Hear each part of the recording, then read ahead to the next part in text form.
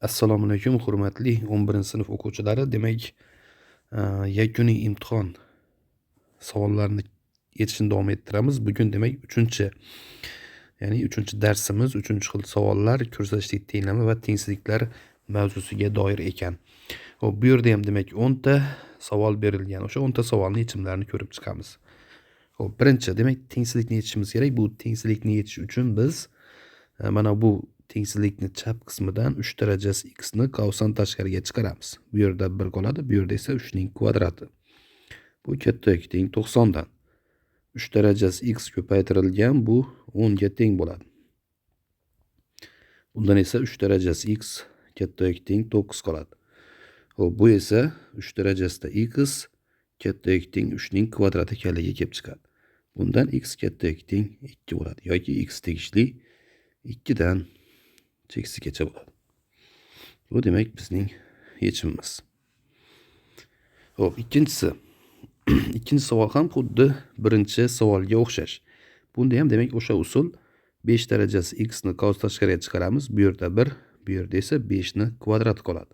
Kichik yoki teng 130 dan. Xo'p, demak 5 darajasi x ko'paytirilgan 5 ni kvadrati 25, unga 1 ni qo'shadigan bo'lsak, bu yerda 26 hosil bo'ladi. 5 darajasi x'imiz kichik yoki teng bo'ladi. Xo'p, endi 130 ni 26 ga bo'lamiz. Bu yerda 5 hosil bo'ladi. Demak, x'imiz kichik yoki teng 1 dan ekan. Xo'p, ya'ni x tegishli bo'lyapti bizda minus cheksizdan 1 gacha. Bu demak bizning yechim. Xo'p, uchinchi. Bu yerda ham xuddi shu usul, demak x 2 darajasi x ni qavs tashqariga chiqaradigan bo'lsak, bizda 1 plus 2 ni kubi qolyapti, kichik 36 dan. 2 darajasi x ko'paytirilgan 9 kichik bo'ladi 36 dan. Xo'p, bu yerda demak 36 bilan 9 ni qisqartirish mumkin. O'shanda 2 darajasi x kichik 4 bo'ladi. Bu degani 2 ni x-chi darajasi kichik ekan 2 ni kvadratidan. Ya'ni x kichik 2 dan. Demak, x tegishli minus cheksizdan 2 gacha. Xo'p, to'rtinchi. Tengsizlikni yechishimiz kerak. Buni 2 darajasida 4x minus 2 kichik 2 darajasida x plus 4 qilib yozamiz. Asoslar bir xil, demak 4 darajada 4x minus 2 kichik x plus 4 qilib yozamiz. 3x'imiz kichkina 6 dan. Bundan esa x kichik 2 ekanligi kelib chiqadi. Ya'ni x tegishli minus cheksizdan 2 gacha. 5-savol. Tengsizlikni yechishimiz kerak. Demak, buni 3 darajasida 4x minus 2 qilib yozamiz. Bunisi esa 3 darajasida x plus 7. Demak, asoslar bir xil. Bularni tashlaydigan bo'lsak, 4x minus 2 kichik yoki teng x plus 7 bo'ladi. Bundan esa 3x kichik yoki teng 9 dan. X'imiz kichik yoki teng 3 dan. Ya'ni x tegishli minus cheksizdan 3 gacha.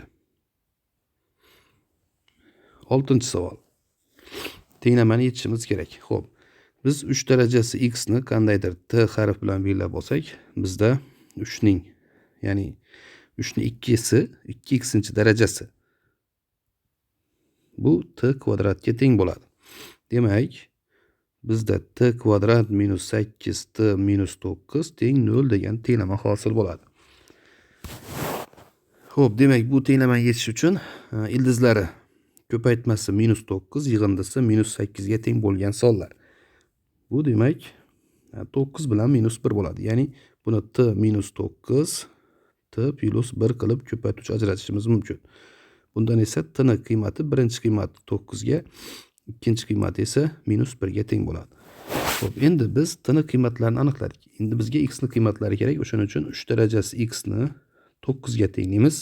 3 darajasi x ni minus 1 ga tenglaymiz. Xo'p, birinchisidan x teng 2 ekanligi kelib chiqadi. Ikkinchisi esa bo'sh to'plam bo'ladi. Chunki 3 darajasi x manfiy son bo'la olmaydi. Demak, bizda bitta yechim bor. Bu x teng 2 ekan. Demak, javob x teng 2. Xo'p, 7-chi. Bu yerda ham xuddi shu usul. Agar biz 3 darajasi x ni qandaydir t bilan belgilasak, 9 darajasi x t'ning kvadrati bo'ladi. Demak, t kvadrat minus 6 ko'paytirilgan t. Mana bu 27 ni ham tenglikni chap qismiga o'tkazadigan bo'lsak, minus 27 bo'lib o'tadi. Teng 0 bo'ladi. Xo'p, ko'paytmasi minus 27, yig'indisi 6 ga teng bo'lgan sonlar. Bu 9 bilan minus 3. Ya'ni bu yerda t minus 9, t plus 3 ko'rinishdagi ko'paytuvchilarga ajraladi. Xo'p, demak, t1 ni qiymati 9 ga, t2 ni qiymati esa minus 3 ga teng bo'lyapti. Xo'p, bizda 3 darajasi x'imiz 9, 3 darajasi x'imiz minus 3 ga teng bo'lib qoldi. Bundan x birimiz teng 2 ga, bu esa bo'sh to'plam bo'ladi. Demak, bizda yana bitta yechim chiqyapti, ya'ni x teng 2 ekan.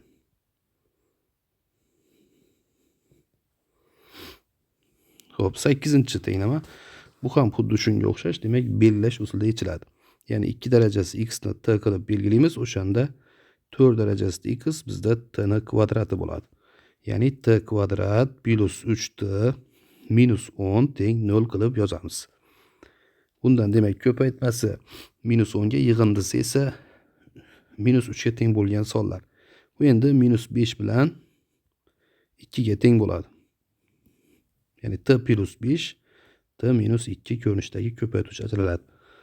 Xo'p, bundan t1 ni qiymati minus 5 ga, t2 ni qiymati esa 2 ga teng bo'ladi.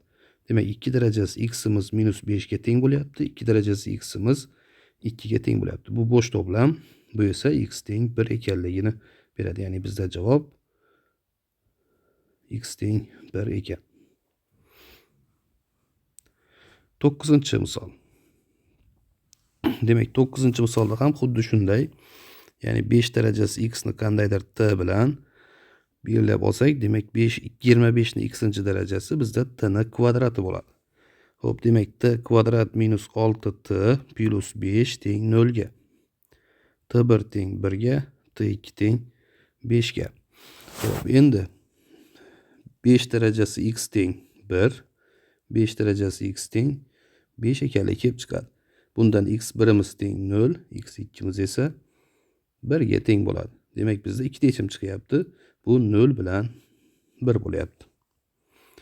10-oxirgi misolimiz. Demak, 2 darajasi x ni t bilan belgilasak, 4 darajasi x bizda t ni kvadrati bo'ladi. Bundan esa t kvadrat plus 2t minus 8 teng 0 ekanligi kelib chiqadi. t1imiz bizda 4 bo'ladi. Minusdan t2imiz esa 2 ga teng bo'ladi. Xo'p, demak, 2 darajasi x teng minus 4, 2 darajasi x teng 2 ga. Bu yerda bo'sh to'plam, bu yerda esa x teng 1. Demak, javob x teng 1 ekan. Xo'p, demak, biz mana misollarimiz yechimlarini ko'rib chiqdik. Bu aynan o'sha 3-chi savollarga to'g'ri keladigan misollar edi. Demak, bu yerda ko'rsatishli tenglama va tengsizliklar tushar ekan.